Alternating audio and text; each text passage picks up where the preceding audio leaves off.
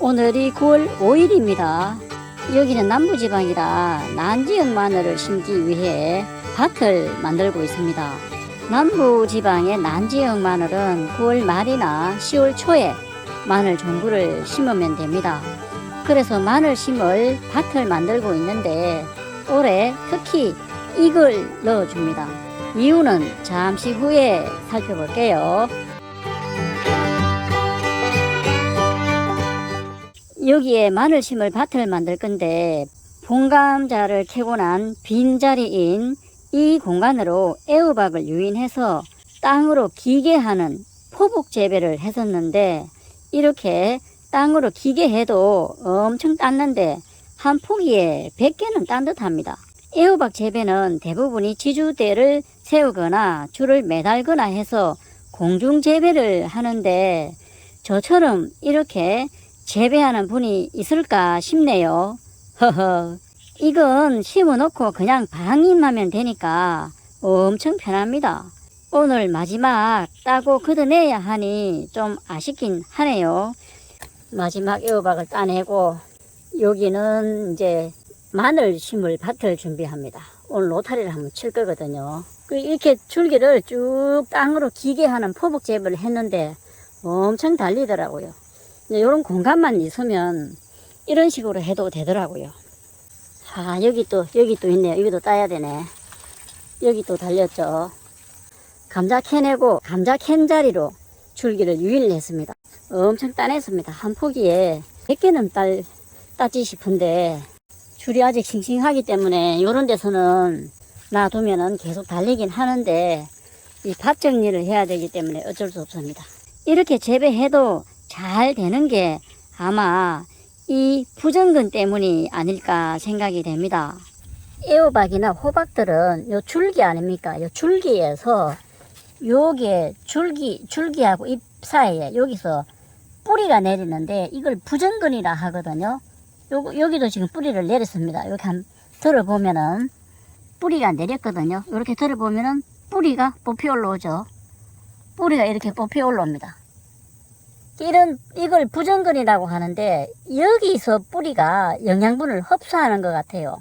공중으로 매달아 올리면은 요런 뿌리들은 나오지가 않겠죠. 이런 뿌리들도 영양분을 흡수하는 것 같더라고요. 그러니까 포복 재배를 하면은 잘 자라고 또 많이 달고 그렇더라고요. 다 걷어냈습니다. 여기에 제가 만들어 놓은 낙엽 대비를 넣어 줄 건데 물론 가장 먼저 넣어야 하는 게 석회 고토 비료인데 8월 14일에 이미 넣었고요. 오늘이 8월 14일입니다. 오늘은 벌써 마늘밭을 만들고 있는데 제일 먼저 해줘야 될 게 석회 고토 비료를 뿌려 놓는 겁니다. 이 비료를 먼저 뿌려놔야 되거든요.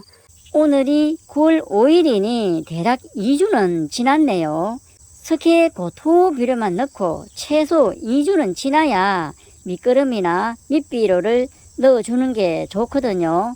왜냐하면 석회는 칼슘이라 질소와 인산, 칼리 등의 3요소 비료와 함께 주면 특히 질소와 닿으면 갑자기 산도가 7.5 이상으로 올라가서 암모니아 가사가 되어 공중으로 도망가 버리고 인산과 닿으면 인산 고정이 일어나기 때문에 석회 넣어주고 최소 2주 후에 퇴비나 복합비료를 넣어줘야 하는 이유이지요.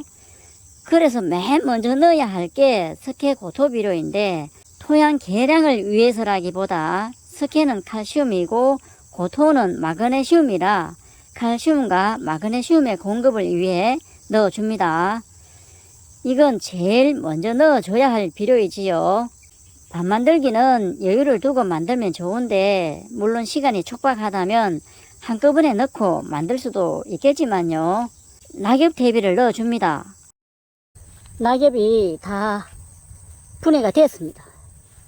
요런 건 그냥 땅에 넣으면 되죠. 유기물 공급이 되죠. 낙엽 대비가 멋지게 되었습니다. 낙엽이 퇴비가 됩니다. 요게 지금 제 퇴비장이거든요. 낙엽 퇴비가 잘 돼 있지 않습니까? 이거 가져가서 오늘이 9월 5일입니다. 퇴비를 넣습니다. 좋습니다. 퇴비가 잘 됐습니다.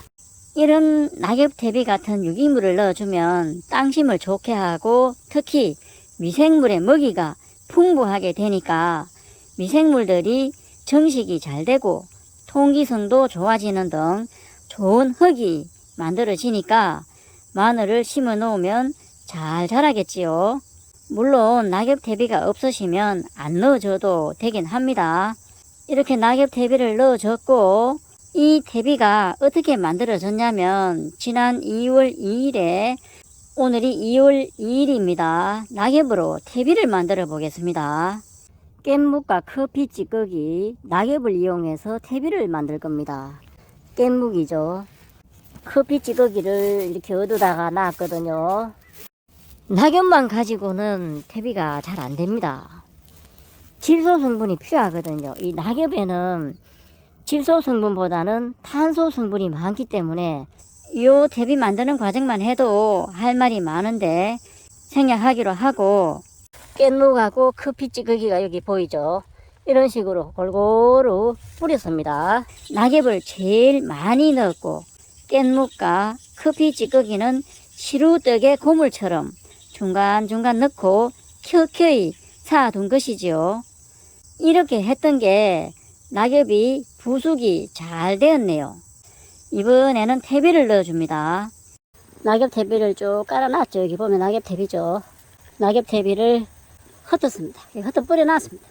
요 위에다가 포대 퇴비를 또 한번 넣을 겁니다. 퇴비는 냄새가 나지 않는 부숙이 잘 된 퇴비를 넣어줘야 합니다. 포대 퇴비를 또 요 위에다가 포대 퇴비를 깔 거거든요. 포대에 들어있는 퇴비를 넣을 겁니다. 냄새나는 퇴비를 넣으면 그 냄새 때문에 고자리파리, 아따 발음도 좀 거북하네요.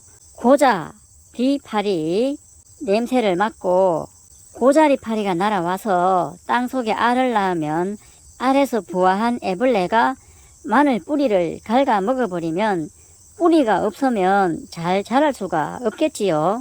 그래서 특히 냄새나는 퇴비는 사용하지 않는 게 좋지요. 12 기준은 여기 보면 있죠. 포대에 보면 다 있습니다. 뭐 가축분 퇴비 이래놨는데 여기 보면은 마늘, 고추, 감자, 양파 1100만미터면 300평이거든요. 300평 기준에 마늘, 고추, 감자, 양파 500에서 800kg을 넣으라고 이렇게 기준이 되어 있습니다. 이게 절대적인 수치는 아니고 토양 검증을 해서 무엇이 부족하고 많은지를 알아야 되긴 하는데 대농이 몰라도 텃밭농이 토양 검증을 일일이 하기가 쉽지가 않죠. 이 기준을 따라서 자기 땅의 평수에 맞게 퇴비를 넣으면 됩니다. 이렇게 흩어 뿌려 넣으면 되죠. 퇴비를 쭉 넣어놨습니다. 그리고 중요한 이것,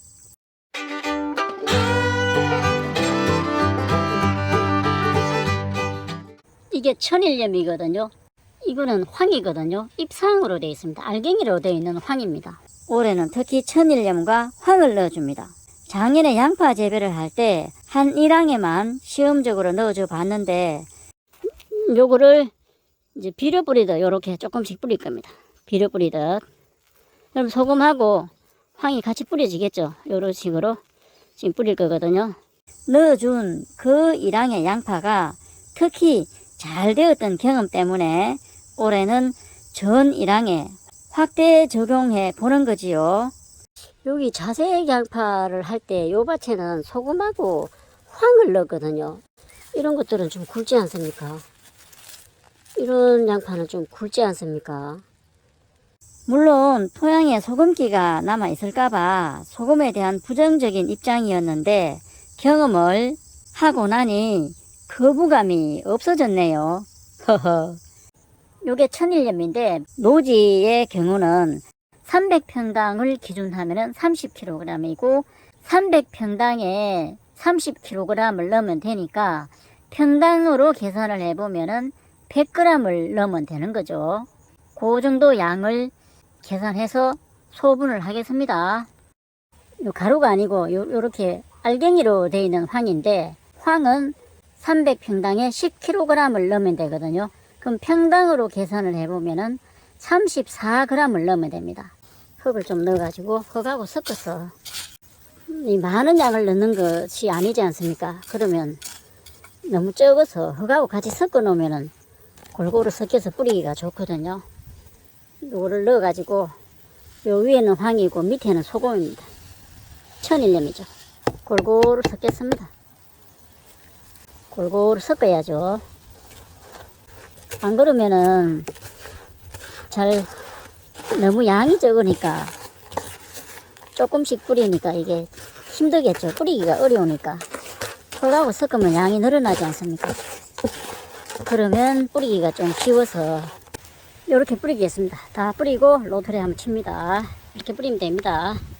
조금씩 뿌리는 거니까 이렇게 뿌려 놓겠습니다. 고자리 파리는 물론이고 군뱅이, 거세미, 나방애벌레 이런 것들이 없어진다고 하는데 천일염이나 유황을 뿌릴 때 화학비료나 퇴비도 함께 넣어서 뿌려줘도 됩니다. 뿌리고 나니까 소금은 잘 안 보이는데 황은 좀 보이네요. 요런데 황이 뿌려진 게 좀 보이죠. 잎상이라서 황은 좀 보입니다. 가루 같으면 잘 안 보일 수도 있겠는데 이렇게 쭉 뿌렸습니다. 많이 사용하지는 않고 소량이라 토양에 남아 있지는 않을 듯 하고 바닷물에는 83종이나 되는 무기성분들이 들어있다고 알려져 있으니 천일염도 종합 미네랄 비료라고 할 수 있겠지요. 이렇게 다 넣고 난 다음에 이제 관리기로 로타리를 쳐줍니다. 9월 5일에 다 이렇게 갈아 엎어 놨습니다.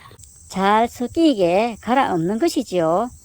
이제 남은 건 특히 마늘이나 양파에는 고자리파리나 흑색 서금 균핵병 등 토양 관련 병들이 많은데 예방하기 위해 마늘이나 양파에 흑색 서금 균핵병을 예방하기 위해서 이런 걸 넣을 거고, 고자리파리나 군뱅이 방제를 위해서 마늘에 고자리파리, 양파에 고자리파리, 그 다음에 거세미 나방 뭐 이런 것들도 예방이 되니까 이런 토양 살충제를 넣고 하겠습니다.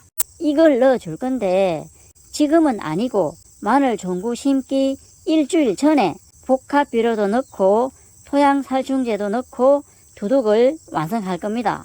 밑비료를 너무 일찍 넣어 놓으면 비료기가 없어져 버리기 때문에 심기 일주일 전에 넣는 이유이지요. 두둑 만들 때까지 그냥 이렇게 두는 겁니다. 그러면 햇볕에 토양 소독도 되고요. 이렇게 순차적으로 마늘밭을 만들어 가면 좋은데 시간이 촉박하다면 퇴비와 밑비료, 토양 살충제를 함께 넣고 갈아 엎어서 두둑을 만들면 되겠고요. 양파밭도 이렇게 만들면 됩니다.